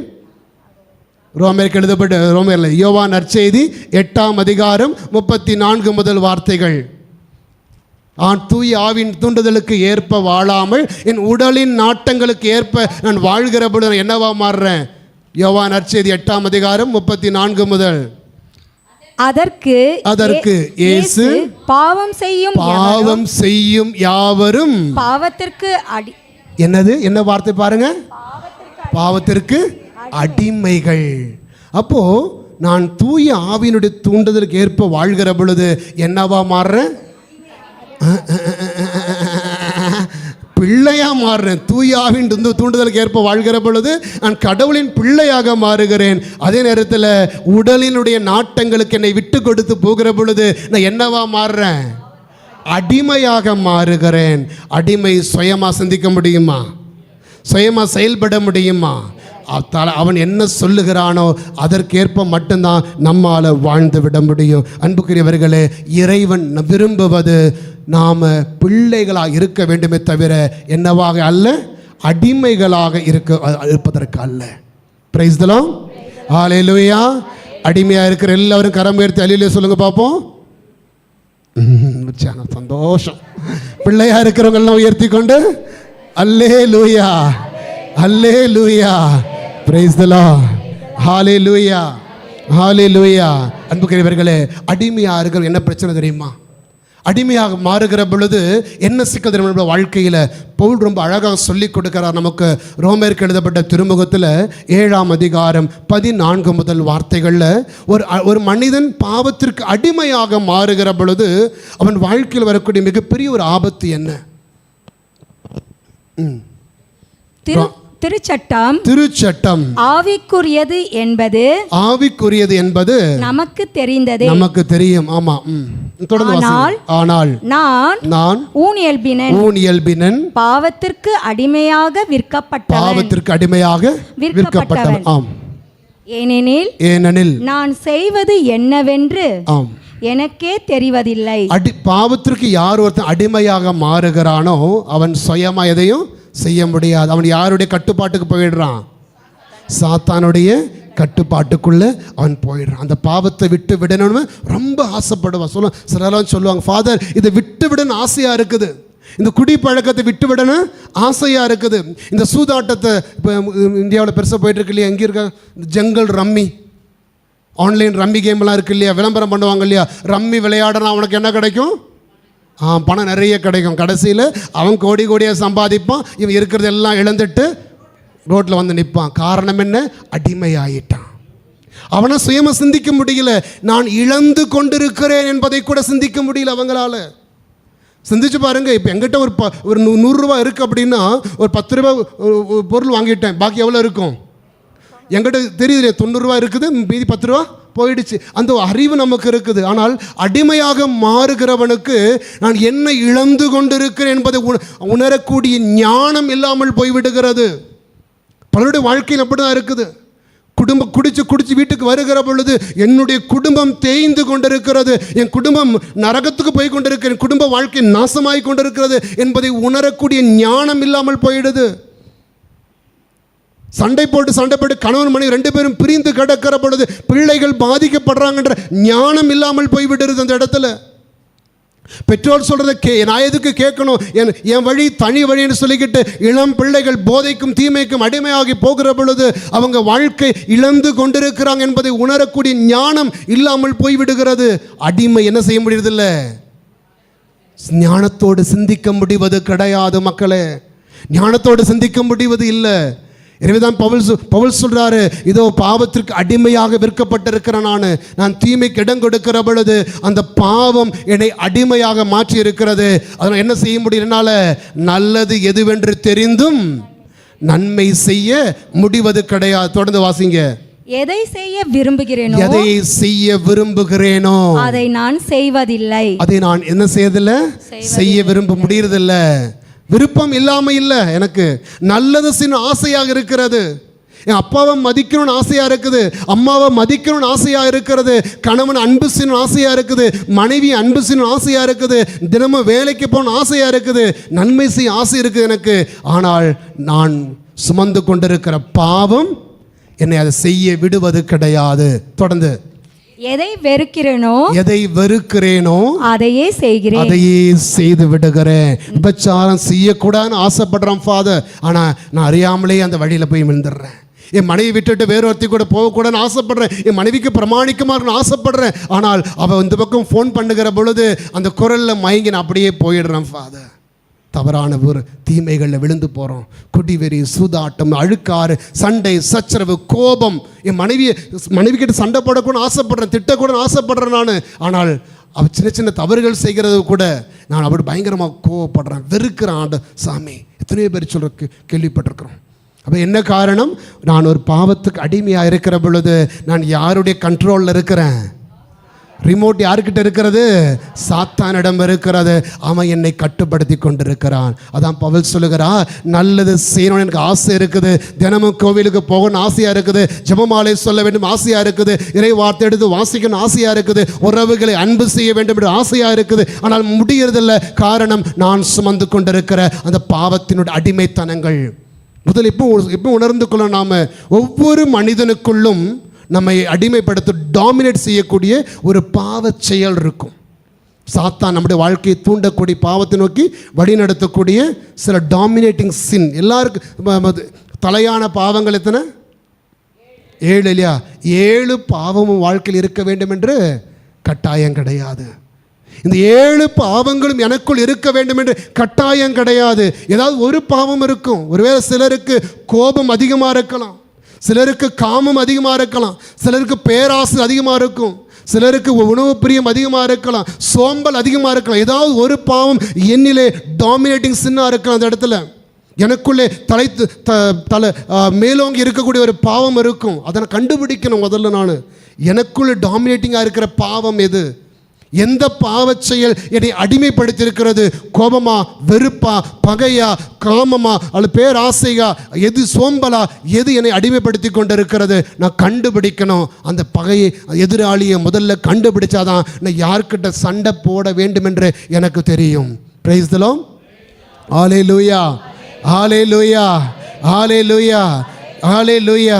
இறையப்பா ஆண்டவர் சொல்லுகிறார், பவுல் சொல்கிறார், மக்களே, நீ பரிசுத்த ஆவியை நீ காயப்படுத்திடாத. எப்போ நான் காயப்படுத்துகிறேன்?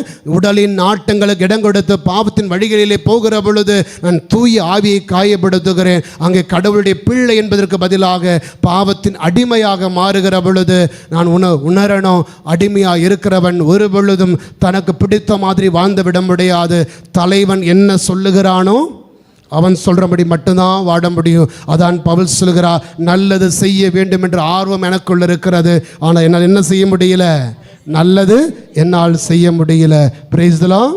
ஹல்லேலூயா, ஹல்லேலூயா, ஹல்லேலூயா. ஆனால் அடிப்படையில் இறைவன் பரிசுத்த ஆவி வழியாக நம்ம ஒவ்வொருவருக்கும் என்ன கொடுக்கிறாரு? நன்மை செய்து வாழ்வதற்கான அருளை கொடுக்கிறார். Price the Lord.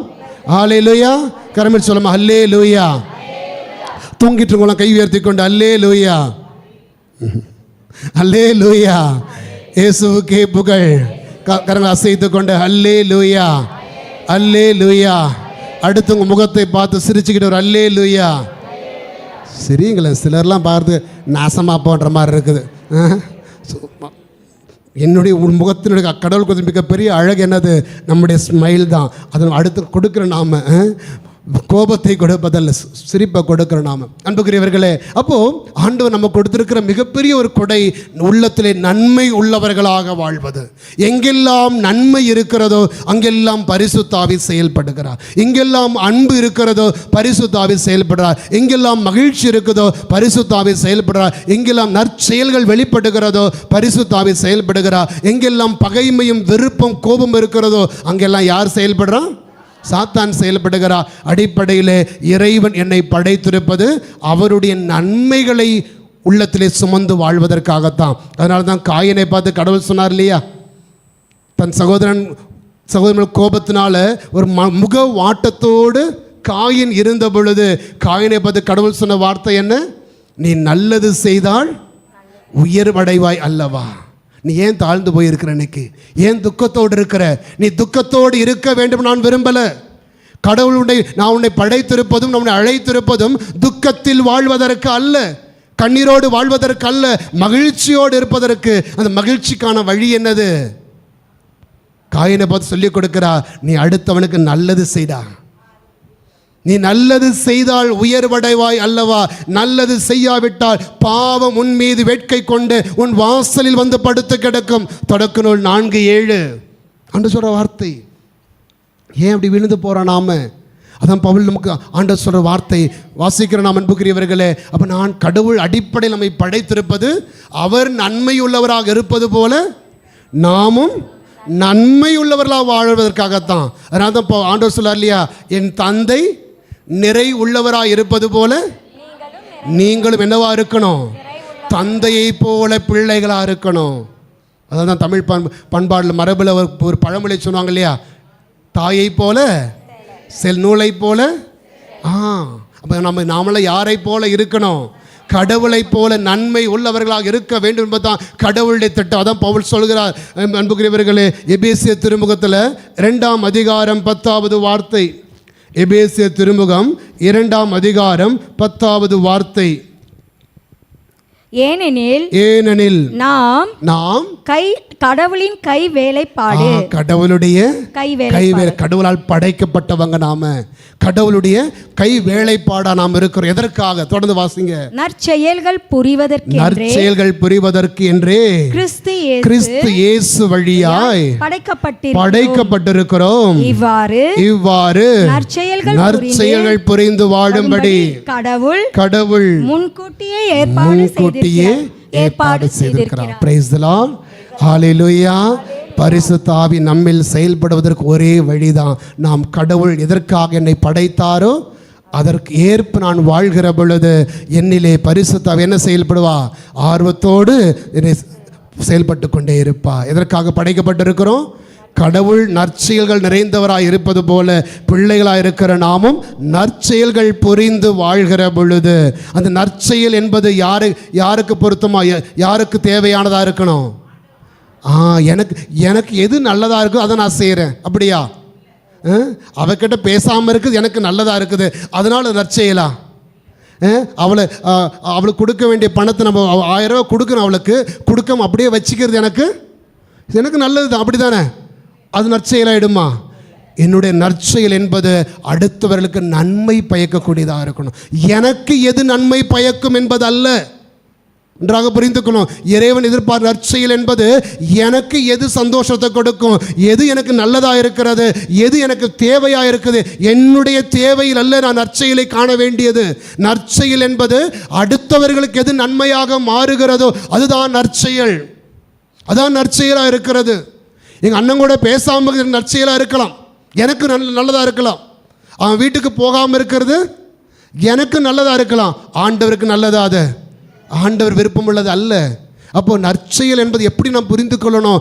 எனக்கு எது நன்மை தரக்கூடியது என்பதல்ல, எனக்கு அடுத்திருப்பவனுக்கு எது நன்மையாக மாறுகிறதோ. அதாவது ஆண்டவர் சொல்ல இல்லையா, மத்தேயு 7:12 பொன் விதி என்னது? அடுத்தவனுக்கு என்ன நன்மை செய்ய வேண்டி விரும்புகிறாயோ அதை நீ அவளை செய். அடுத்தவங்க அன்பு செய்ய வேண்டும் என்று விரும்புகிறாயா, நீயும் அவர்களுக்கு அன்பு செய். அடுத்தவன் ஆசீர்வதிக்க வேண்டும் என்று விரும்புகிறாயா, நீயும் ஆசீர்வாதமாக இரு. இதான் கடவுள் நம்மிடம் எதிர்பார்ப்பது. அப்போ என்னுடைய நற்செயல் என்பது அடுத்தவர்களுக்கு நன்மை பயக்கக்கூடியதை வைத்து தான் நான் புரிந்து கொள்ளணும். அதை தான் ஆண்டவர் இயேசு செய்தார். போகிற இடங்களில் எல்லாம் ஆண்டவர் நன்மைகளை செய்து கொண்டே செல்லுகிறார். அப்போ ஒரு கிறிஸ்தவன் நம்ம தூய ஆவியின் தூண்டுதலுக்கு ஏற்ப வாழ்வது என்பது போகிற இடங்களிலெல்லாம் நற்செயல் செய்யக்கூடிய நன்மை உள்ளவர்களாக இருக்கணும். Praise the Lord. Hallelujah, hallelujah, hallelujah. எனவே தான் அன்புக்குரியவர்களே, பவுல் நமக்கு ஒரு எச்சரிக்கை, மிகப்பெரிய ஒரு எச்சரிக்கை கொடுக்கிறார். 1 தெசலோனிக்கர் 5ஆம் அதிகாரம் 19வது வார்த்தை. 1 தெசலோனிக்கர் 5ஆம் அதிகாரம் 19வது வார்த்தையில் மிகப்பெரிய ஒரு எச்சரிக்கையை பவுல் நமக்கு கொடுக்கிறார். தூய ஆவியின் செயல்பாட்டை தடுக்க வேண்டாம். Price the Lord. தூய ஆவியினுடைய செயல்பாட்டை தடுக்க முடியுமா? நம்மால பரிசுத்த ஆவி செயல்படுவதை தடுக்க முடியுமா? அப்போ பவுல் பொய் சொல்றாரா? அவர் எச்சரிக்கை கொடுக்கிறார். தூய ஆவியினுடைய செயல்பாட்டை நீ தடுக்காத. பரிசுத்த ஆவி உன்னில் நம் ஒவ்வொருவரும் செயல்பட விரும்புகிறார். கடவுளுடைய பிள்ளையாக நம்ம உயர்த்துகிறார் பரிசுத்த ஆவியானவர். ஆனால் எப்போ நான் தடுக்கிறேன் பரிசுத்த ஆவியானவரை? நான் செய்ய வேண்டிய நற்செயல்களை செய்வதற்கு பதிலாக தீமைகளை செய்கிற பொழுது, அடுத்தவங்களை காயப்படுத்துகிற பொழுது, அடுத்தவர்களை தீர்ப்பிடுகிற பொழுது, அடுத்தவர்களை புரணி பேசுகிற பொழுது, அடுத்தவர்களை அவமானப்படுத்துகிற பொழுது, எனக்கு எதெல்லாம் காயம் கொடுக்கும் என்று, காயமாக இருக்கும், எனக்கு எதெல்லாம் வேதனையாக இருக்கும் என்று எனக்கே நான் செய்யாததை அடுத்தவங்களுக்கு செய்கிறேன் பார்த்தீங்களா? அப்போ செய்கிற பொழுதெல்லாம் யார் தடுக்கப்படுகிறா? தூய ஆவி தடுக்கப்படுகிறார். ஆண்டவர் சொல்லுவதுதான், தூய ஆவியின் செயல்பாடு நீ தடுக்காத.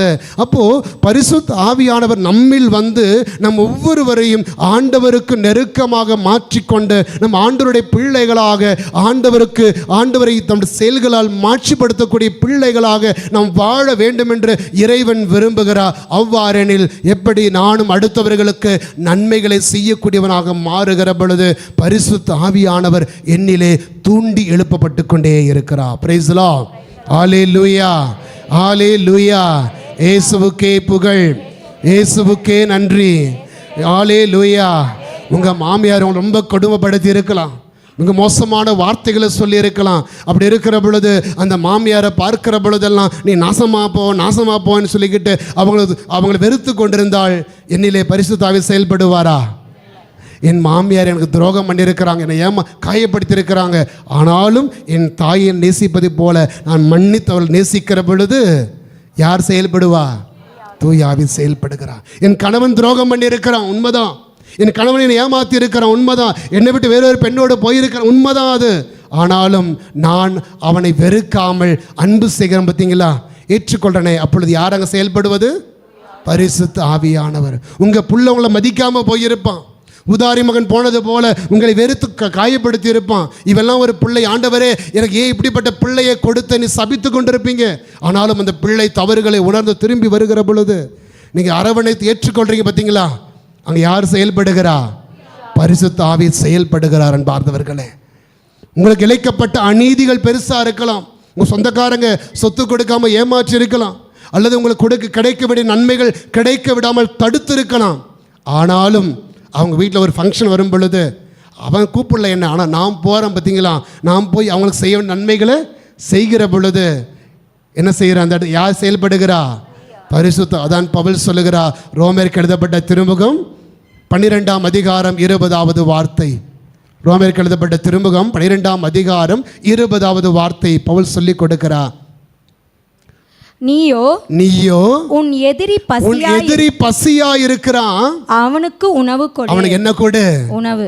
அவன் எதிரி, உனக்கு ஏமாத்தினவன், உன்னை காயப்படுத்தினவன், உன்னை கண்ணீர் விட வச்சவன், உன்னை பற்றி இல்லாதது பொல்லாது பேசினவன், உன்னை தீர்ப்பிட்டவன், உனக்கு எதிராக சூழ்ச்சிகள் செய்தவன். ஆனாலும் அவன் பசியா இருக்கிற பொழுது என்ன செய்ய? அவனுக்கு அவன் நாசமா போகட்டும், அவன் பண்ணதுக்கு இது சரிதான். அப்படி அல்ல, அவன் செய்த தீமைக்கு அவனுக்கான பதில் ஆண்டவர் கொடுத்து கொள்வார். ஆனால் நான் என்ன செய்யணுமா? அவனுக்கு உணவை கொடு.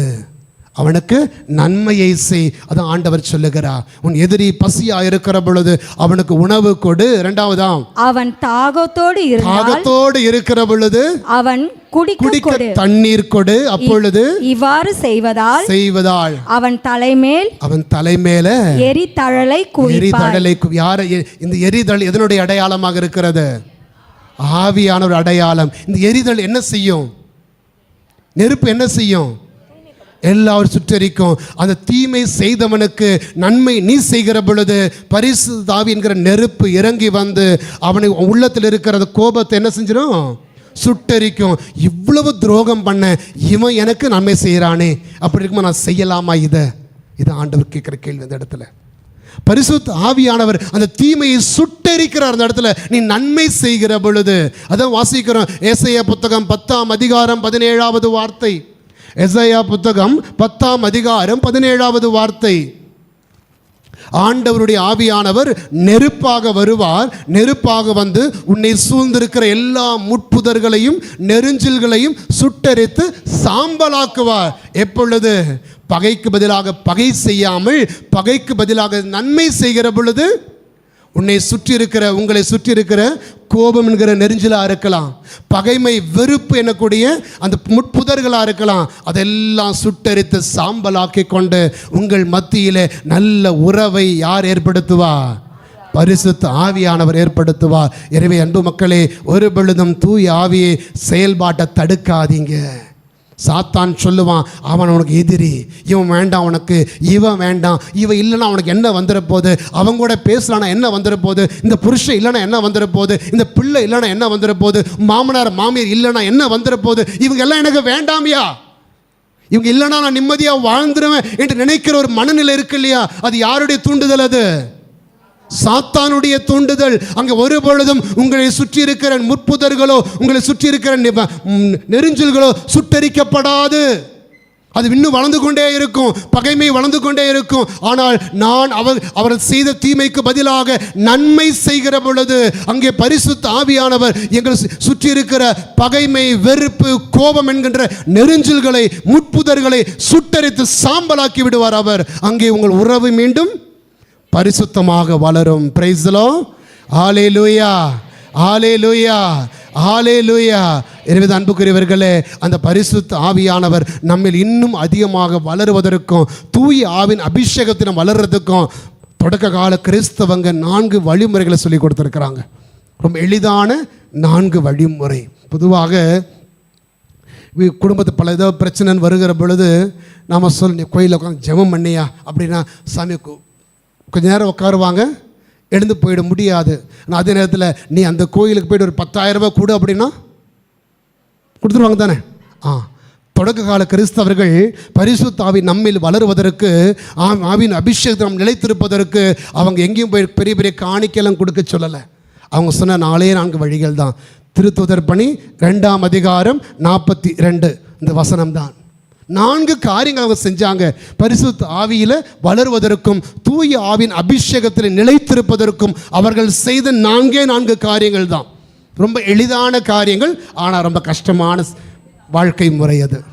அவர்கள் திருத்தூதர்கள் கற்பித்த முதல் காரியம் பாருங்க, பரிசுத்த ஆவி நம்மில் நிலைத்திருக்கணும், தூய ஆவியானவர் நம்மில் வளரணும். அப்படின்னா அந்த உறவில் நம் தூய ஆவின் தூண்டுதலுக்குள் நாம் வாழணும். அப்படின்னா நம்ம செய்ய வேண்டிய முதல் காரியம் திருத்தூதர்கள் கற்பித்தவற்றிலே எது? திருத்தூதர் கற்பித்தவை நட்புறவிலோ. முதல் காரியம் சொல்லுங்க, திருத்தூதர்கள் கற்பித்தவை எது? இறை வார்த்தை. ஆண்டவர் இயேசு நற்செய்தியில் வாழணும். அதான் ஆண்டவர் இயேசு கற்றுக் கொடுத்த வாழ்க்கை முறையில் வாழணும்.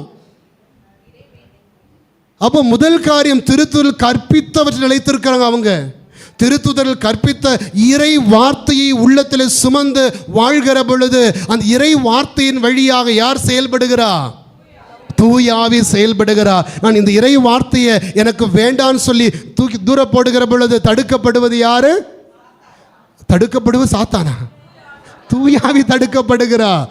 Price the Lord. ஹல்லேலூயா. நான் கடவுளுடைய வார்த்தையின் வாழ்க்கையில் எப்பொழுதெல்லாம் வேண்டாம் வைக்கிறனோ அப்பொழுதெல்லாம் தடுக்கப்படுவது யாரு? பரிசுத்த ஆவியான தடுக்கப்படுகிறார். மக்களே, இது ஒரு பொழுதும் வாழ்க்கையில் புறக்கணிக்கப்படக்கூடாதது எது? ஆண்டவருடைய வார்த்தை. தொடக்க கால கிறிஸ்தவர்கள் தாங்கள் பெற்றுக்கொண்ட அபிஷேகத்தை நிலைத்திருக்க காரணம் என்னன்னா, அவர்கள் கேட்ட வார்த்தைகளிலே நிலைத்திருந்தார்கள். இன்றைக்கு மட்டும் நாளைக்கு மட்டும் அல்ல, வாழ்நாள் முழுவதும் இறை வார்த்தையில் நிலைத்திருந்த பொழுது பரிசுத்த ஆவியானவர் அவர்களில் தங்கி இருந்து அவர்களை வழிநடத்தி கொண்டே இருந்தார். அவர்கள் அபிஷேகத்திலே ஜொலித்து கொண்டிருந்தாங்க. அவங்க சிந்திச்சு பாருங்க, நம்ம எண்ணெய் விளக்கில் எண்ணெய் பற்ற வைக்கிறோம், எண்ணெய் குறைய குறைய என்னவாகும்? விளக்கினுடைய அது எரியிற அளவு குறைஞ்சு கொண்டே இருக்கும். கடைசி ஒன்றுமே அணைஞ்சு போயிடும். ஆனால் எண்ணெய் ஊற்றிட்டே இருந்தால் எரிந்து கொண்டே இருக்கும். அதுபோல தான் இறை வார்த்தை என்னும் எண்ணெயை நம்முடைய வாழ்க்கைக்குள்ள ஊற்றி கொண்டே இருக்கணும். இன்னைக்கு நம்முடைய வாழ்க்கையில் எங்கெல்லாம் குடும்ப வாழ்க்கையில் தவறுகள் இருக்கிறதோ, எங்கெல்லாம் பிள்ளைகள் வாழ்க்கையில் வீழ்ச்சிகள் இருக்கிறதோ, எங்கெல்லாம் தடுமாறி கொண்டிருக்கிறோமோ, அங்கெல்லாம் ஒன்று அமர்ந்து ஆலோசித்து பார்த்தோம் அப்படின்னா முதல் காரியம் என்ன? எதை உதாசீனப்படுத்தியிருக்கிறோம்? கடவுளுடைய வார்த்தையை நாம் உதாசீனப்படுத்தியிருப்போம். அதாவது எரேமியா சொல்கிறார் மக்களே, எரேமியா புத்தகம் 15ஆம் அதிகாரம் 13வது வார்த்தை. எரேமியா புத்தகம் 15ஆம் அதிகாரம் 13வது வார்த்தை. செய்யப்படும் அனைத்து பாவங்களுக்கும் 15-16 வாசிங்க. நான் உம் சொற்களை கண்டடைந்தேன். எரேமியா 15-16 மன்னிக்கும். அப்போ நான் உன் சொற்களை கண்டடைந்தேன், அவற்றை உட்கொண்டேன். அது எனக்கு உம் சொற்கள் எனக்கு மகிழ்ச்சியை கொடுத்தது. எது கொடுத்ததா? மகிழ்ச்சி. இறை வார்த்தை நான் உதாசீனப்படுத்துகிற பொழுது அது உள்ளத்தில் துக்கத்தை கொண்டு கொடுக்கும். ஆனால் இறை வார்த்தையை சுமக்கிற பொழுது மக்களே, உங்கள் வாழ்க்கை மகிழ்ச்சியால் நிரம்பும். Praise the Lord. Hallelujah, hallelujah. அன்பார்ந்த சகோதர சகோதரிகளே, சிந்திக்கணும். நாம் இன்னைக்கு நம்முடைய வாழ்க்கையில் இறைவன் மகிழ்ச்சிக்கான காரணமாக நமக்கு கொடுப்பது இறை வார்த்தையை. எனவே தொடக்க கால கிறிஸ்தவர்களைப் போல அவர் திருத்துதல் கற்பித்த இறை வார்த்தையில் நிலைத்திருந்தாங்க. ரெண்டாவது என்ன பண்ணாங்க? அதுக்கு முன்னாடி ஒன்று இருக்கு பாருங்க, நட்புறவில் நிலைச்சிருந்தாங்க. நட்பு உறவு மிக முக்கியமானது. அது அன்புக்குரியவர்களே, நட்புறவு 2 பேரோட, கடவுளோடும் மனிதனோடும் நட்புறவில் இருக்கிற பொழுதுதான் பரிசுத்த ஆவி என்னில் செயல்படுவா. எந்த ஒரு மனிதனுக்குள்ளே இறைவனுடைய உறவில் நான் தளருகிறேனோ அங்கே தூய ஆவியின் செயல்பாடு தடுக்கப்படுகிறது. எந்த ஒரு மனிதனுள்ள சகோதர உறவுகளில் நான் தளருகிறேனோ அங்கெல்லாம் என்ன செய்யப்படுற? பரிசுத்த ஆவியினுடைய செயல்பாடு தடுக்கப்படுகிறது. இந்த தொடக்க கால கிறிஸ்தவர்கள் சொல்றாங்க, அங்கே அவர்கள் மத்தியில் யூதர்கள், கிரேக்கர்கள், பல இன மக்கள் இருக்கிறாங்க. பல இன மக்கள் அங்கே ஒன்று கூடியிருந்த பொழுதும் கூட அவர்கள் யாரையும் வெறுத்து கொண்டு நீ வேற நான் வேற என்று சொல்லி அங்கே அவர்கள் அடுத்த புறக்கணித்து வாழலை. புறக்கணித்து வாழ்கிறவன் ஆண்டவருடைய சமூகத்திலிருந்து வெளியேற்றப்படுகிற எப்பொழுதுமே.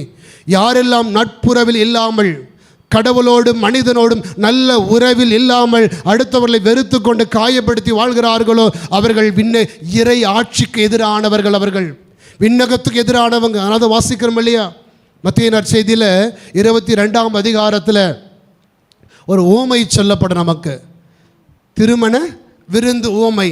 அங்கே ஆண்டவர் அரசன் சொல்லுவான், கூப்பிட்டவன் யாருமே கல்யாணத்துக்கு வரலையா, என்ன செய்யுங்க, நீங்கள் போயிட்டு ரோட்டில் போயிட்டு இருக்கிற எல்லாரையும் கூட்டிட்டு உள்ளே வாங்கன்னு சொன்னார். எல்லாரும் வந்தாங்க. வந்த பொழுது ஒருத்த மட்டும் திருமண ஆடை இல்லாமல் இருந்தான். அப்படியா? கல்யாணத்துக்கு வர எல்லாருக்கும் நீங்கள் கல்யாணத்தை கூப்பிடும்போது எல்லாருக்கும் ஒரு பட்டு சேலை வாங்கி கொடுப்பீங்களோ? எல்லாம் இந்த சாரி உடுத்திட்டு வாங்க, இந்த பேண்ட் ஷர்ட் போட்டு வாங்க சொல்லுவீங்களா? இல்லை. என்ன அர்த்தம் அதற்கு? திருமண ஆடை என்பது எது? ஒரு திருமணத்தினுடைய மையம் என்னது? திருமணத்தினுடைய அழகு என்னது? நீங்கள் அணிந்து கொள்கிற ஆடையோ அணிகளோன கிடையாது, அன்பு தான். கணவன் மனைவி, மனைவி கணவன் ஏற்றுக்கொள்ளக்கூடிய அன்பு தான் திருமணத்தினுடைய அழகு என்பது. அப்போ திருமண ஆடை எதை குறிக்கிறது? ஒருவரை ஒருவர் ஏற்றுக்கொள்ளக்கூடிய அன்பினுடைய மனநிலையை குறிக்கிறது. அப்போ அந்த தலைவன் உள்ளே வந்த பொழுது அங்கே ஒருத்தன் நான் பெரியவன் நீ பெரியவன் சொல்லிக்கிட்டு அடுத்தவர்களை ஏற்றுக்கொள்ளாமல் ஒதுக்கி வைக்கிற ஒரு மனநிலையை அரசன் அங்கே பார்க்கிறார். அரசன் சொல்லுகிறார், மற்றவங்கெல்லாம் இருக்கட்டும், இவன் வெளியே போகட்டும். காரணம், அடுத்தவனை ஒதுக்கி வைக்கின்ற, அடுத்தவனை புறக்கணிக்கின்ற மனநிலை யாருடைய மனநிலை? சாத்தானுடைய மனநிலை, அவன் உள்ளே இருந்தால் ஊரையே கெடுத்துவான். முதல்ல அவனை தூக்கி வெளியே போடுறான். அது ஆண்டவர் சொன்னார்.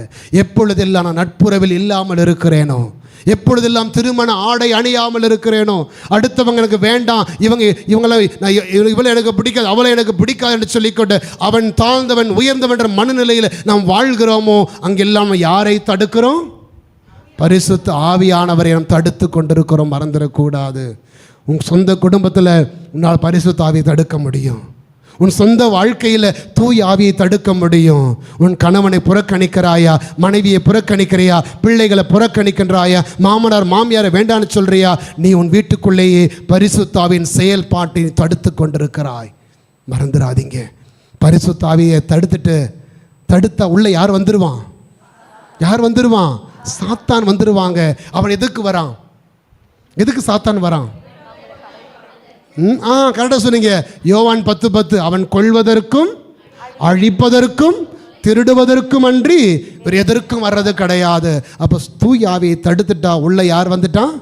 எனவே அவனை தடுக்கணும். அப்படின்னா நீ தூய் ஆவியை உன் வாழ்க்கையிலும் உன் வீட்டிலும் உன் குடும்பத்திலும் தடுத்து விடாதீங்க. மூன்றாவது என்ன செய்தாங்க அவங்க? தொடக்க கால கிறிஸ்தவங்க இறைவார்த்தையில் வாழ்ந்தார்கள், நட்புறவில் இருந்தாங்க. மூன்றாவது அப்பம் பிடுவதில் இருந்தாங்க. அப்பம் எங்கே பிடிக்கப்படுகிறது? நற்கருணையிலே. தூய் ஆவியினுடைய உறவில் வளர்வதற்கு தொடக்க கால கிறிஸ்தவம் கற்றுக் கொடுக்கிற மிக எளிதான வழி, டெய்லி பூசிக்கு போ, ஞாயிற்றுக்கிழமை பூசிக்கு போ, நற்கருணையோடு இணைந்து வாடு. நற்கருணை வழியாக தூய் ஆவியை அனுபவிக்கிறேன். நற்கருணை பெறுகிற ஒவ்வொரு உள்ளங்களிலும் பரிசுத்த ஆவியானவர் குடிகொண்டு அங்கே நம்மை வலுப்படுத்துகிறார். அதனால தான் புனித ஜான் கிறிசோஸ்தம் ரொம்ப அழகாக சொல்லுவார். ஜான் கிறிஸ்தோஸ்தம் சொல்லுவார், எந்த ஒரு மனிதன் நற்கருணையை பெறுகிறானோ அவனுடைய உதடுகள் ஆண்டுடைய இரத்தத்தால் தூய்மையாக்கப்படுகிறது. அப்போ அந்த தூய்மையாக்கப்படுகிற அந்த வாதிலுக்குள் யார் நுழைய முடியாது? சாத்தான் நுழைய முடியாது. அப்போ நான் நற்கருணையை புறக்கணிக்கிற பொழுது என்னுடைய உதடுகள் ஆண்டவருடைய இரத்தத்தால் கழுவப்படுவதில்லை. நற்கருணையை வேண்டாம் வைக்கிறேன் நான் தீமை. அப்போ நற்கருணையை புறக்கணிக்கிற பொழுது, நான் தீமையை சொந்தமாக்கி கொள்ளுகிற பொழுது என்னுடைய வாதில் பாவத்திற்காக திறக்கப்படுகிறது. எனவே எனக்குள் சாத்தான் வராமல் இருக்கணும். அப்படின்னா அந்த சாத்தான் எனக்குள் வந்து என் ஆன்மாவை கெடுக்காமல் இருக்கணும். அப்படின்னா நான் செய்ய வேண்டிய முதல் மிக எளிதான காரியம் என்னது? நற்கருணையோடு இணைந்து வாழணும், திருப்பலியில் பங்கெடுக்கணும், நற்கருணை சந்திப்புகளை நடத்தணும். நாம பிரைஸ் தி லார்ட், ஹல்லேலூயா. நான்காவது அவங்க என்ன செய்தாங்க? இறைவேண்டல், ஜெபம். தூய் ஆவியினுடைய செயல்பாடு நம்ம ஜொலிக்கணுமா? நான் ஜெபத்தில் வளரணும், குடும்ப ஜெபத்தில் வளரணும், தனிப்பட்ட முறையில் ஆண்டவரோடு இணைந்துள்ள உறவில் வளர வளர பரிசுத்த ஆவியானவர் அக்னியாக என்னிலே ஜொலித்து கொண்டே இருப்பா. Price the Lord, hallelujah. அன்புக்குரியவர்களே, தூய் ஆவியோட உறவில் நாம் வளருவோம். நமக்குள் இருக்கிற போராட்டத்தை நாம் கண்டுபிடிக்கணும். நான் எந்த தூண்டுதலுக்கு இடம் கொடுக்கிறேன்? நான் பரிசுத்த ஆவியின் தூண்டுதலுக்கு இடம் கொடுக்கிறேனா, அல்லது தீ ஆவியினுடைய ஊனியல்பின் நாட்டங்களுக்கு இடம் கொடுக்கிறேனா? எனவே பரிசுத்த ஆவியானவர் என்னில் வளருவதற்கும் எனக்குள்ளது செயல்படுவதற்கும் நான் அனுமதி கொடுக்கணும். எனவே கடவுள் நம்மை படைத்தது நன்மை செய்வதற்காகத்தான், நற்செயல் புரிந்து அவரை போல வாழ்வதற்காக. அப்படி வாழ்கிற பொழுது பரிசுத்த ஆவியானவர் நம்ம மிகுந்த வல்லமையோடு நம்மோடு செயல்படுவார். எழுந்து நிற்போமா?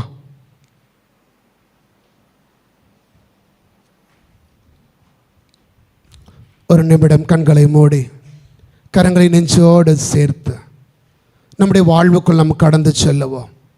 நான் எப்படி வாழ்ந்து கொண்டிருக்கிறேன்? நான் என்னுடைய வாழ்க்கையில் நான் தூய் ஆவியை தடுத்து கொண்டிருக்கிறேனா? என்னுடைய செயல்பாடுகள், என்னுடைய சிந்தனைகள், என்னுடைய பேச்சு நன்மை உள்ளவர்களாக வாழ வேண்டும் என்று கடவுள் நம்மிடம் எதிர்பார்க்கிற பொழுது, நான் இன்று பகைமையோடு, வெறுப்போடு, கோபத்தோடு வாழ்ந்து கொண்டு தீய நாட்டங்களுக்கும் உடலின் இச்சைகளுக்கும் இடம் கொடுத்து பரிசுத்த ஆவி என்னில் செயல்பட முடியாதபடி அவர் கண்ணீர் விடுவதற்கு நான் காரணமாக இருந்திருக்கிறேனா? மன்னிப்பு கேட்போம் ஆண்டவரிடம்.